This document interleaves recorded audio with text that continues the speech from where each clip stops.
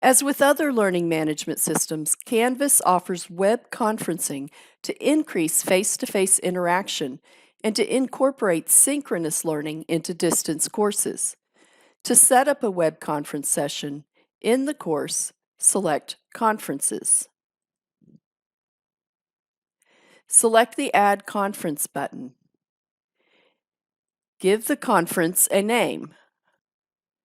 By default, Canvas uses Big Blue Button to deliver web conferencing, although organizations do have the option to add other external services. If your organization provides options, set the type of conferencing tool.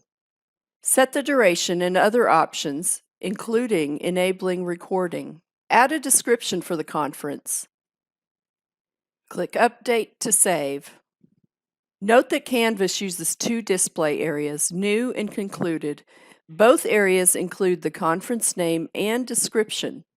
Once conferences have been completed, they will display in the lower area. If they were set to be recorded, students will be able to view the session asynchronously.